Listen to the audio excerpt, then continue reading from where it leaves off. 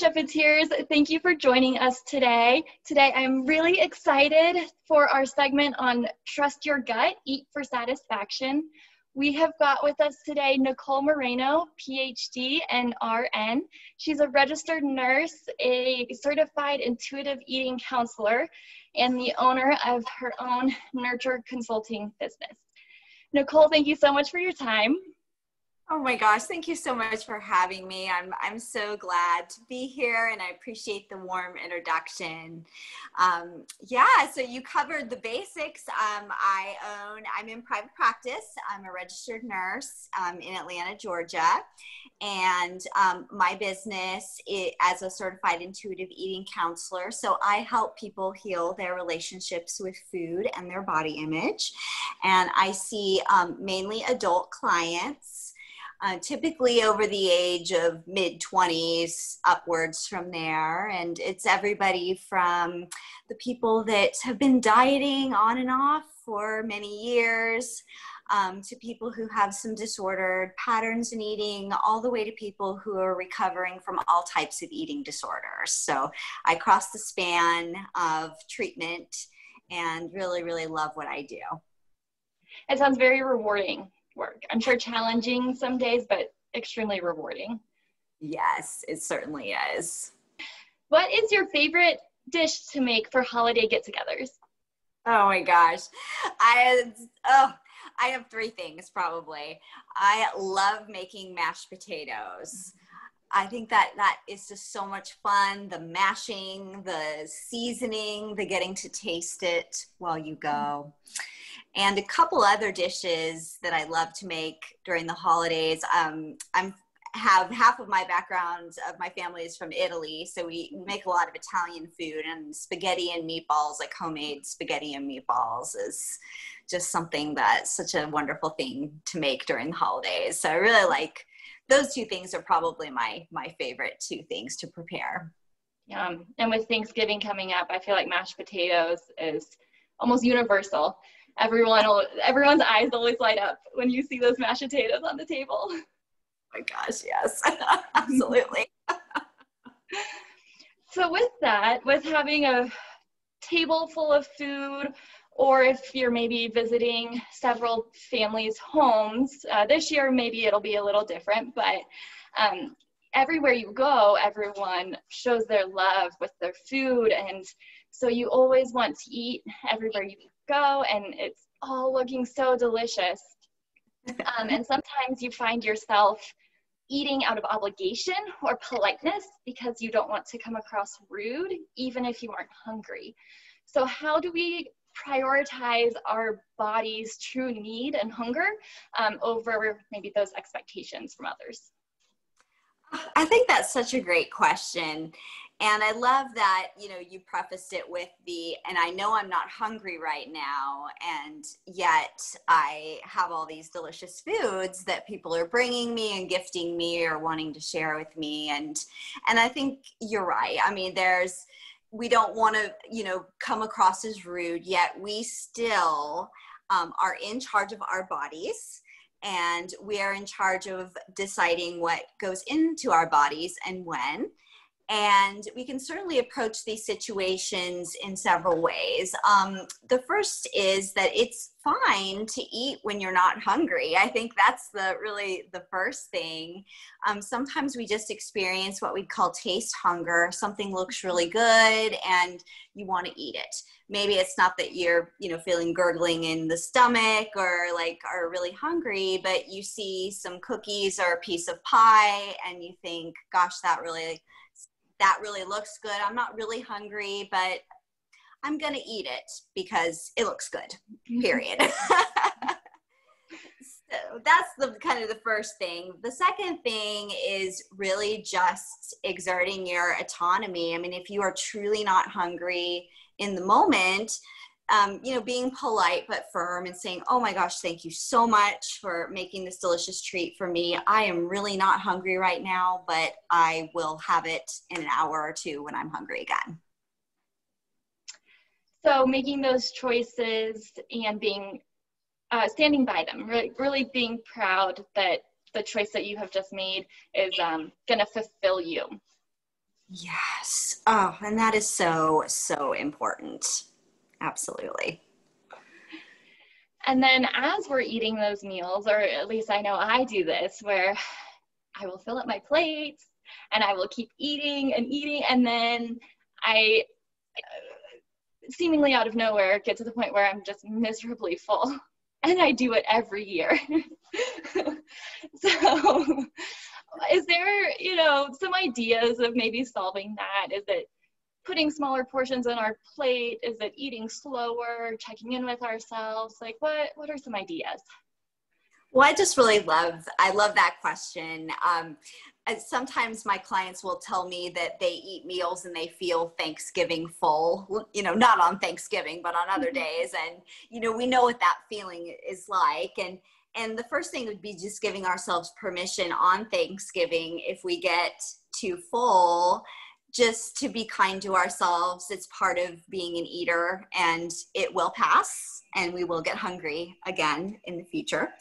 But if you don't find that to be a very comfortable body sensation, which for many people it's not, is actually not to go into the meal too hungry. Because, being ravenous, sometimes people will not eat all day before Thanksgiving dinner, and that's kind of a setup for not being satisfied. I think the food tastes the best when you're hungry but not ravenous. So I think that's, another kind of, that's the broader. And then, when you're approaching the actual filling the plate, is just sort of looking around and saying, what here really do I love the most? And putting that on my plate. Or maybe I just want to try a little bit of everything, but I'm not obligated to finish something that's not really satisfying, that is disappointing to my palate, or just doesn't taste that great. And I can always have more if I finish and I still want, these foods, or I'd like just a little bit more. Sometimes you just want a little bit more. Is to just allow yourself to have that. And like you said, to do the check-ins throughout the meal. And, if you're starting to get to that place where you're feeling a little overly full, it's perfectly fine to pause or to stop, and you can always have more later. I do know for me, the feeling of wasting food is something that I like to avoid. And so I like that you mentioned, just because you put it on your plate, it doesn't mean you have to finish it. Like, allow yourself to stop when you're ready. And in many cases, you can probably just save it for later. Like, you don't have to throw it away or anything. You can just say, all right, I'll have that as a snack later. Mm-hmm. Exactly. Yes. Because that's important to a lot of people, not to, waste food. And I certainly hear that concern. And I always address it with, well, what's best for you and your needs? Like, is throwing away a little bit of food, in that situation better than feeling like so uncomfortably full? So it's kind of, weighting what are my other options in that situation? And so I know one of the principles of intuitive eating is that the food police are not welcome, and the food police in our own head, right? We need to not listen to those messages. So this is kind of a two-part question. Can you give us some context around what exactly are the food police? And number two, what if your friends or family at the table with you are being the food police? Oh my gosh, such a great question. Yes. So if anybody listening or viewing this doesn't know what the food police are, it is sort of all of the voices that we take in that are outside of us, that are rules about what and how much and when we should eat. So those messages come from, they come from our upbringing. They come from things that we overhear as children, what we read, what we take in. We go to the grocery store and you see the latest and greatest, oh, you shouldn't eat blank, blank, blank foods because they're bad for you. So it's all of those pieces of information that we take in and internalize as rules. And in our heads, they will sound like rules. Oh, you shouldn't do that. You ought not to eat this. don't eat too much. So they're all generally very negative. They sound like, for different people, it sounds like different things, but a lot of times it can sound like a drill sergeant, or, like it could sound like a parent, kind of scolding, or, so it takes on a lot of, different tones and different situations. And so, like you said, sometimes we have that in our heads already. And so we might be looking down at a piece of pumpkin pie and being like, oh, I should only eat half of this, or maybe I shouldn't have whipped cream on that. And so it's hard enough when it's in your own head. And then when you're also hearing it around you, is just to notice when it comes up. And we don't have to do anything with that information. Go, oh, that's interesting. That sounds like the food police. Almost like you'd hear a little siren, like, here come the food police again. They're judging everything I put in my body. So I think it is noticing, and depending on the situation and the relationship with the people that you're around, sometimes there will need to be like more boundaries enforced, or having a conversation directly with somebody, just saying, it makes me feel angry when you make comments about how much or what I'm eating, things of that nature. So again, that's all very complicated, and depending on the family and the friends, sometimes, whatever you're comfortable with, just addressing it or not, changing the subject, and just noticing when it comes up and letting it go in the moment. And so in those situations where you do feel comfortable discussing it further with the friends or family, and you want to introduce to them these ideas of intuitive eating and being happier with the food that you choose to eat, do you have any suggestions of kind of how to introduce those conversations and kind of navigate them with people who don't know anything about intuitive eating? Absolutely. I think the first thing is, yes, if you feel like you're comfortable and you have the energy and that you want to do that, because our, food is very personal to each of us. And if we're struggling with our relationship with food, people in our lives may or may not know that necessarily. And if somebody does bring up a question, or you want to, tell somebody, this is what I'm working on, trying to reconnect to my inner wisdom around food, and, just doing these things, like just trying to honor my hunger and honor my fullness and find more pleasure in my eating. And my recommendations would be to keep it about yourself, because sometimes these conversations don't go well if you try to say, oh, well, you should definitely do this too. It's sort of the imposition of like somebody telling you you need to be on a low carb keto or do intermittent fasting, or something like that, is that it may, some people, the whole idea of a diet culture just completely escapes them. Like, it's so normal to just not be eating certain foods. So depending on the person and how open they are to new ideas about eating and dieting, beliefs and all of that, is sometimes just approaching that with, just keeping it about, here's what I'm working on, and, just answering questions if they have them. But I would say not like imposing, because that does happen sometimes, and it usually doesn't go very well.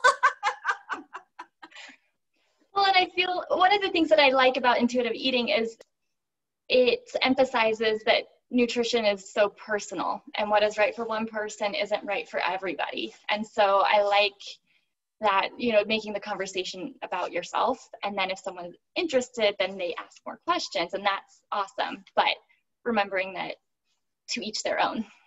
Yes, exactly. And that can be tough on the holidays if somebody makes it, like we were talking about, somebody makes a comment about something that you're eating, like, oh, there's so many calories in that. And you want to like shove the pie in their face, but that might not be the socially appropriate thing to do in that situation. So, no, I'm sorry that you feel that way, or, oh, that sounds hard. Like, this is really delicious. This is my favorite dessert, And so the holiday season is such a joyful time to spend with friends and family, and all of our loved ones. But sometimes it can be difficult when we think about those loved ones that we have lost. And it can be challenging and definitely bring up strong emotions. And so we may find comfort in food sometimes. And that's okay, right? It's okay to eat for comfort. If we are looking for other ways to cope, do you have any suggestions of maybe some other coping mechanisms and ways to embrace our emotion?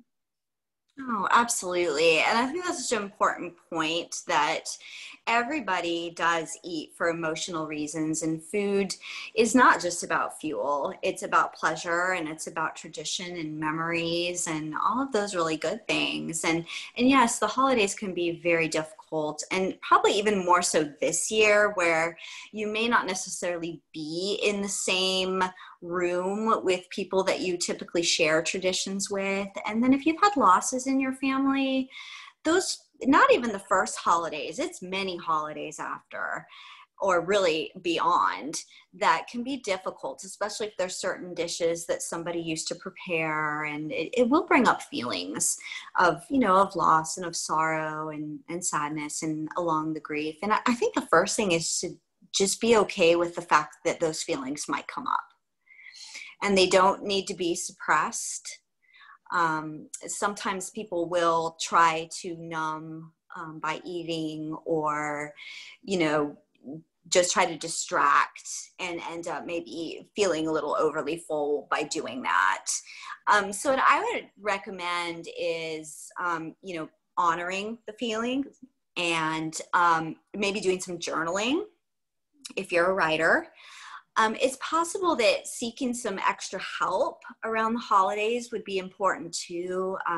Maybe that's going to see a counselor or a therapist or somebody to kind of just talk through some of the grief, is always a really good thing. But I do think that, like, just really honoring those feelings and letting them be there.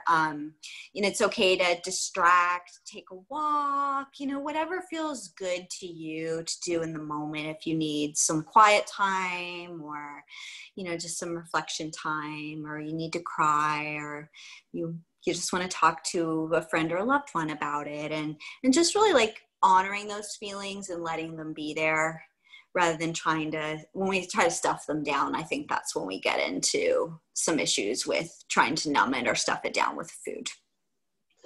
Do you have any other thoughts or anything that you haven't had an opportunity to share yet? I think that, our relationship with food is a lifelong journey, and every opportunity that we have to eat is an opportunity to learn something about ourselves or our bodies, and that just, our expectations and reality sometimes don't connect or are not very congruent. So I think that the most important skill in all of this is being compassionate with yourself. And I think that comes into play at all levels, whether it's honoring your hunger, honoring your emotions, having boundaries, and just speaking kindly to yourself goes a long way. I think how we talk to ourselves is very powerful. It can have a powerful effect on our mood and our overall well-being. Wonderful. And if people want to connect with you and work with you, what is the best way for them to contact you? Oh gosh, well, I would say there's two ways. I am in Atlanta. However, I do have a multi-state nursing license, so I can see clients telehealth in, I think it's 31 states in the US. So the best ways to reach me would be on Instagram. I'm at Intuitive Eating Nurse, or would be on my website. It's www.nurtureconsultingllc.com. Wonderful. And you're 31 states. I looked at that, and my business is here in Denver, Colorado, and I noticed Colorado was on the list. Wyoming, I believe, Texas, Indiana, Tennessee, not California, but No. There were the majority of the states, I feel like, were on there, and the states where some of our viewers may live. So Yeah. that is great news. Yeah. So thank you so much for Thank you. having me today. It was such an honor. Thank you so much for your time and all of your knowledge. This is a topic that I do love learning more about. And so I know I have a lot to learn. And so I'd love anytime I have an opportunity. So thank you, thank you, thank you. I really appreciate it. My pleasure. And Shepherdteers, we will talk to you soon.